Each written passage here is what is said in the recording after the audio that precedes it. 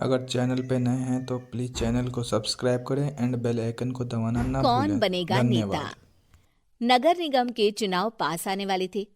पूरे कानपुर शहर में टिकट को लेकर मारामारी शुरू थी, लेकिन सबसे ज्यादा चर्चा में वार्ड नंबर 40 की सीट थी। वो इसलिए क्योंकि इस बार वहां की सीट महिला के लिए आरक्षित थी। अब सवाल ये था कि चुनाव लड़ेगा कौन। इससे पहले ठाकुर साहब वहां से पार्षद थे और इस बार उन्होंने अपनी पत्नी सीमा ठाकुर को टिकट दिलवाई और ठाकुर साहब की शान के कारण सीमा जी ने 20,000 वोटों से चुनाव जीत लिया। अरे बधाई हो सीमा भाभी, अब तो आप वार्ड की पार्षद बन गई हैं। अब तो हमारे काम आप ही करवाएंगी। अरे ये तो सिर्फ नाम की पार्षद बनी है, वो तो महिला सीट आ गई, वरना पार्षद तो मुझे ही बनना था। अब भले ही चेहरा इसका होगा लेकिन पावर तो मेरी ही होगी। अरे वाह भाई साहब, क्या दिमाग लगाया है आपने भी। आइए आप लोग, खाना लगा दिया है सबके लिए। सीमा जी पार्षद बन चुकी थीं, फिर भी उनकी एक ना चलती। सारे काम ठाकुर साहब खुद ही संभाल लेते और जहां जरूरत पड़ती वहां सीमा जी का अंगूठा लगवा लेते। सीमा जी ज्यादा पढ़ी लिखी भी नहीं थी। एक दिन ठाकुर साहब और सीमा एक प्रोग्राम में जाते हैं। अरे ठाकुर साहब, आप आ गए। ओहो, पार्षद मैडम भी आ गई हैं। स्वागत है आप दोनों का। लगता है हमारे पार्षद फंड का सही इस्तेमाल हो रहा है। चलिए अब उद्घाटन करते हैं। ये लीजिए ठाकुर साहब कैची, आप ही सबसे पहले प्रवेश कीजिए। सब लोग आगे निकल जाते हैं और सीमा जी पार्षद होने के बावजूद भी पीछे खड़ी रह जाती हैं। वो देखती हैं कि वेलकम बोर्ड पर उनका नाम है, लेकिन महिला होने के कारण कोई उनका सम्मान नहीं कर रहा। अगले दिन एक आदमी उनके घर आता है। अरे ठाकुर साहब नमस्कार।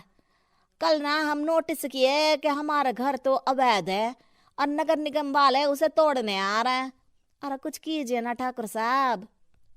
देखो भाई, मैं तो ज्यादा कुछ कर नहीं सकता, पर अगर तुम सबकी जेब गर्म कर दो तो कुछ हो सकता है। कुल मिलाकर 4 लाख लगेंगे।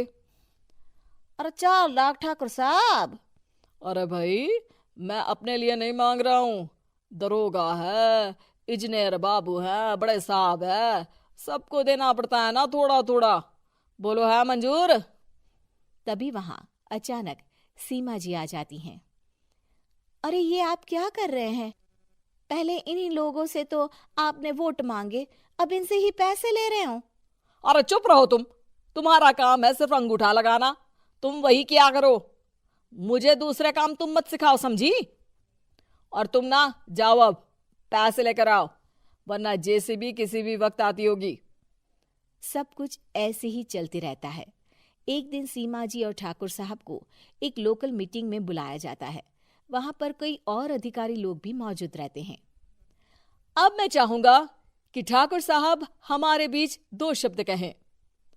मेरे प्यारे भाइयों और बहनों, आज मेरा सौभाग्य है कि मैं आप सबकी सेवा दिन रात कर पा रहा हूं। आपने मेरी पत्नी को भारी मतों से जिताया है, इसलिए मैं आप सभी का शुक्रगुजार हूं। मैं आप सबसे वादा करता हूं कि हमेशा की तरह हमारे वार्ड में किसी को कोई तकलीफ नहीं आने दूंगा। सभी लोग तालियां बजाने लगते हैं। अब मैं माननीय पार्षद मैडम को स्टेज पे बुलाना चाहूंगा। अपने नाम को बुलाया सुनकर सीमा जी एकदम चौंक जाती है। उन्हें बिल्कुल उम्मीद नहीं थी कि इतनी बड़ी जगह उन्हें मंच पर बुलाया जाएगा। जैसे तैसे वो मंच पर चढ़ती हैं। ऊपर जाते ही सीमा जी को सारी पुरानी बातें याद आ जाती हैं कि किस तरह उनके पति उन्हें कभी भी आगे बढ़ने नहीं देते और उनके नाम से गलत काम करते हैं।